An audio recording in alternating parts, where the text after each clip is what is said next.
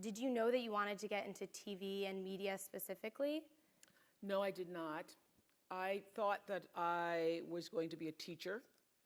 I was in my sophomore class at Tennessee State University. I'd already been working in radio since I was 16. And I remember I was in Mr. Cox's drawing class for theater. And I was a terrible drawer. He said I couldn't draw a straight line with a ruler. And I got a call in that class from a guy at the local station, CBS. And he'd been calling me several times when I was working in radio. So I started working in radio at 16. I won the Miss Fire Prevention contest, another long story.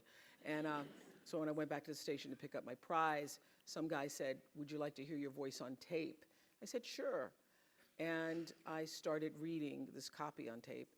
They called everybody in the building, said, "Hear this kid read." I was 16, they hired me in radio. So I was in radio at 16. And so I started getting calls about my freshman year to come into television. I had never thought about it. And still was living at home and couldn't figure out how I would manage those. I had biology at 1 o'clock, and so I couldn't figure out how I would be able to manage my schedule. And Mr. Cox said to me, the same professor said you can't draw a straight line with a ruler. He said, I came back from taking this phone call, and he said, "Who was that?" I said, "There's this guy at CBS. He keeps calling me and wants me to interview for a job." And Mr. Cox said, "That is why you go to school, fool." So that CBS can call you. That is why you're in school. So he said, you leave now and go call him back. And I did, and I was hired in television, not knowing anything about it, having in mind Barbara Walters, but thinking, oh, okay, I can do that, not knowing how to write or film or anything. And I think it was because it was the times, and I literally had somebody who was willing to work with me that I managed to find my way. But I had to find my way because the reporting never really fit me. And what did work for me, I'm this old. I'm so old that when I started that, it was a year of live action cam. And so it was like video cameras live. And so the news stations would do a live shot. They would throw to somebody live, even if nothing was going on, just so they could say, live action cam. And what I found is I wasn't so good at the writing part, but if I was just standing up and talking about what had just happened, it was really good. And then I started to feel, so I started in 19, working in television, became an anchor immediately afterwards.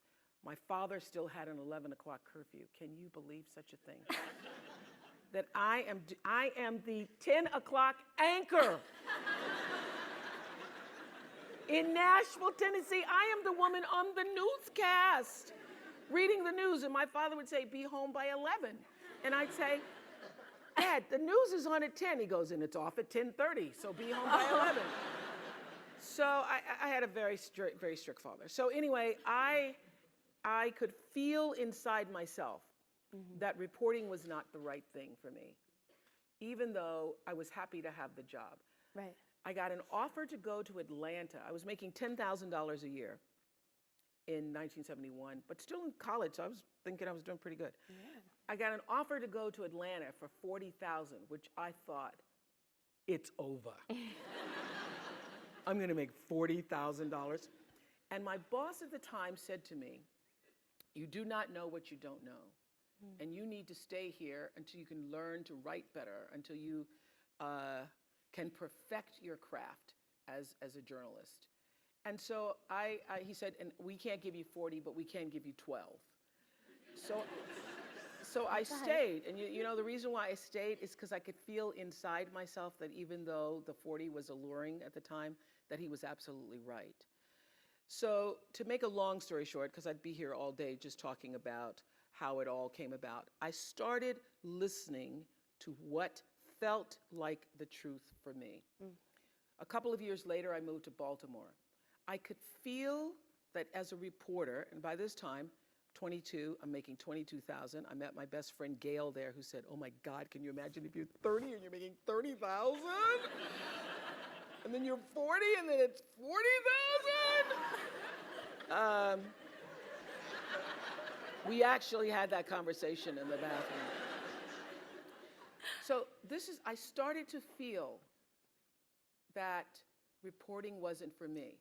But I had my father, I had my friends, everybody was saying, oh my God, you're an anchor woman, you're on TV, I mean, you can't give up that job. Right. And by the time I was making 25, my father goes, well, you just hit the jackpot. You're not gonna make no more money than that. That's just it. So I was torn between what the world was saying to me and what I felt to be the truth for myself. It felt like an unnatural act for me reporting, although I knew that to a lot of people it was glamorous. And I started to just inside myself think, what do I really want to do, what I really want to do. And I will say this, knowing what you don't want to do is the best possible place to be if you don't know what to do. Because knowing what you don't want to do leads you to figure out what is it you really do want to do. So you discovered talk then, right? Around that time? I didn't discover talk, I got demoted. They wanted to fire me, but I was under contract. And they didn't want to give up the 25,000. So they were trying to keep me on to the end of the year. So they put me on this talk, this is the way life works. They put me on a talk show to try to avoid having to pay me the contract out. And the moment I sat on the talk show, interviewing the Carvel ice cream man and his multiple flavors, I knew that I had found home for myself. Because when I was a news reporter, it was so unnatural for me, to cover somebody's tragedies and difficulties, and then to not to feel anything for it. And I would go back after a fire, and I would take them blankets, and then I would get a note from my boss saying, "What the hell are you doing? Right. You're just supposed to report." Can't be that empathetic. You cannot be that empathetic, and it felt unnatural for me. So if I were to put it in business terms, or to leave you with a message. The truth is, I have from the very beginning listened to my instinct. All of my best decisions in life have come because I was attuned to what really felt like the next right move for me. And so it didn't feel right. I knew that I wouldn't be there forever. I never even learned the streets in Baltimore because I thought, I was there longer than I thought. I was there 8 years. I should have learned the streets. But I kept saying to myself, I'm not going to be here long. I'm not going to be here long. I'm not going to be here, so I'm not going to learn the streets. So when I got the call to come to Chicago, after starting with a co-anchor and working in talk for several years, I knew that it was the right thing to do. And I knew that even if I didn't succeed, because at the time there was a guy named Phil Donahue, who was the king of talk, and was on in Chicago, and every single person except my best friend Gail said, you're gonna fail. Every single person when I left, my bosses by this time thought I was terrific and said, you're walking into a landmine, you're gonna fail, Chicago's a racist city, you're black, you're not gonna make it. Everything to keep me staying. They then offered me a car and an apartment and all this stuff. And I said, no, if I fail, then I will find out what is the next thing for me, what is the next true thing for me. It felt right to you, so you went for it. Because it felt like this is now the move I need to make. And I was not one of those people, all of my, the people who worked with me in news, they would have their tapes and they'd have their stories and they'd have, resumes ready. I didn't have any of that because I knew that the time would come where what I needed would show up for me. Okay. And when that showed up, I was ready. Because my definition of luck is preparation meeting the moment of opportunity. Right. And I was prepared to be able to step into that world of talk in a way that I knew I could do it. Great.